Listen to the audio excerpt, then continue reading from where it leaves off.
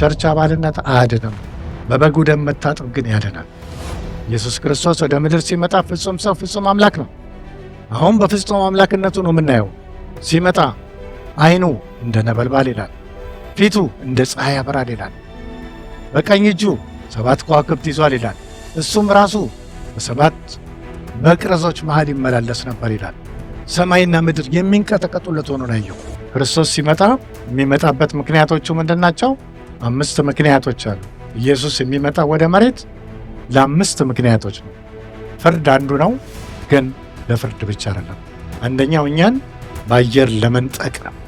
ንጥቀት ምንድን ነው? ሰርግ። ከማን ጋር? ከክርስቶስ። ቤተ ክርስቲያን ከማን ጋር ተጋባች? ከክርስቶስ። ሰርግ ነው። ግብዣው ግን እዚህ አይደለም፣ አየር ላይ አይደለም ግብዣው። 1000 ዓመት ከክርስቶስ ጋር እንኖራለን።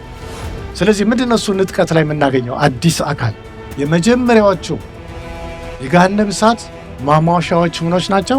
ሐሰተኛው ነቢይና ሐሰተኛው ክርስቶስ ናቸው።